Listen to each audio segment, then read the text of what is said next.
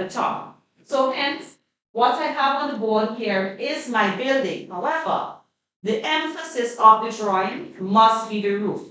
So what I will be doing is to making all of these lines here dashed. Now, what does a dashed line represent? Anybody? You should be one line inside. No, not this. This is solid. But when we did different types of lines in palm trees, right? Palm trees. Right. So what a dashed line represents? Yes, Why you mean that? Some actually you can introduce some business. Maybe someone to know by why I mean by why to represent. Like so big even something. no, so I'm saying that. Go like that. Yeah. So we're doing if we're doing dash, anytime you see a dashed line, it means that something is hidden. Right. So it exists, but it is hidden from view. So whenever you see that symbol on a drawing, it means that the object exists, but it is hidden from view. So what we will be doing is making the entire drawing here hidden so that the emphasis will be on the roof. And how we do that? Right, so to do that, we are going to do a new layer. So go on new layer for me, new layer. So you want to type it. Let me go into new layer. You're looking about your new layer, right? That's a stack of paper and you see a little sun. So you go pick on that. And you're going to call that building outline. So you're going to call that building outline. You can do the short form BLDG. Whenever you see BLDG, dot means building. Alright? So building outline. Instead of typing in the whole word building outline, you can do BLDG for building and do outline. Right? So anytime you see BLDG dot in a text, that is what refers to building. So we're doing a new layer called building outline. BLDG dot. Right, so building outline, the color will be blue. So the color will be blue. Building outline, color blue. Blue. We say okay. Building outline, color blue. Instead of your line being continuous, to be hidden. So we want to go and load and find a dashed line. In fact, you should have dashed from drawings that you did before. If not, if you're not seeing it, you're going to go into load, and we're going to look for dashed, dashed, dashed. So click on dashed, dashed. Sometimes when you use the dash, you don't tend to see the lines there, but you will always make, you can make those changes after. So once you pick it, okay, and then I'm going to click on dash again, dash, and then I say okay. So notice here that it changes.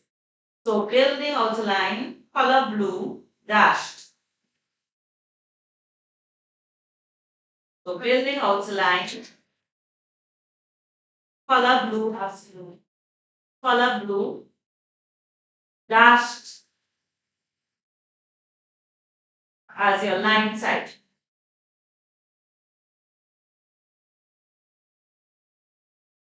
So for your line weights, you can use 0.15, 0.15, because we don't want it to be too thick.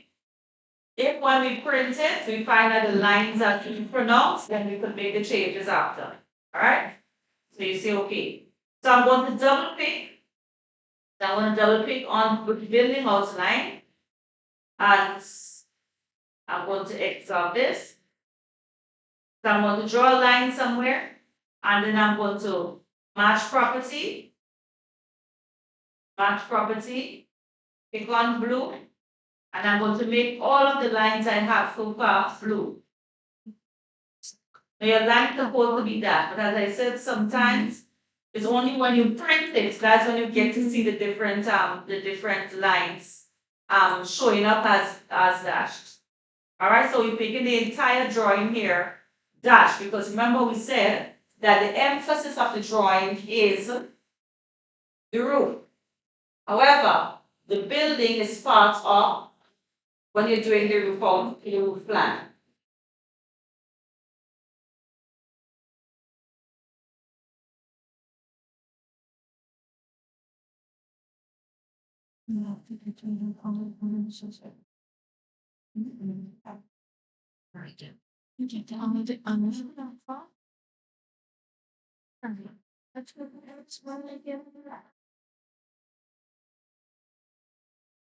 Alright, so we good so far? Right, so once you have that, make sure you save your drawings. We're going to pause with that. We're going to do more AutoCAD, but we're going to go back now and do some of the flat view so that you'll be able to see how the roof would look. Alright, so make sure you save this.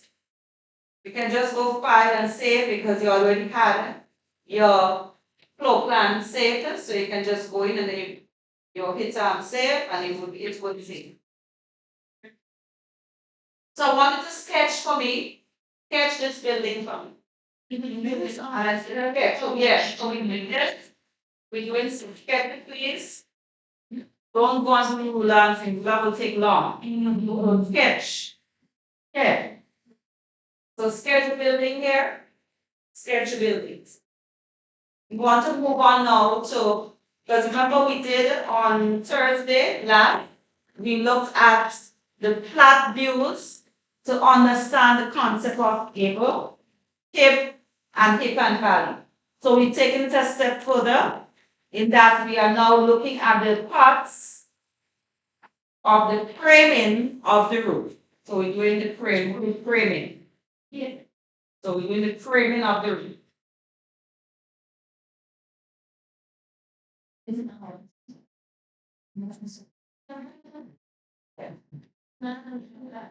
And try to sketch in pencil, yeah? Or not pen.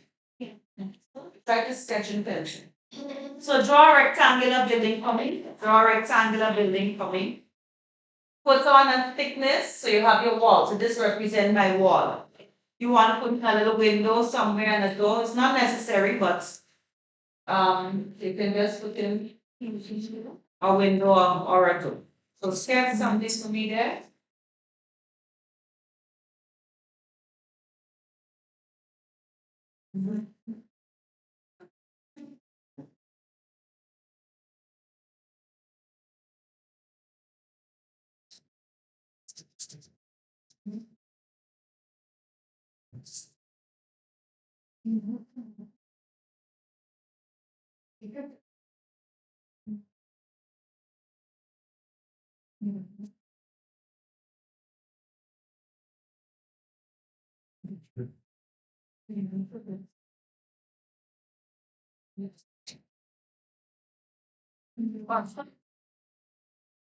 Now that's this view, right?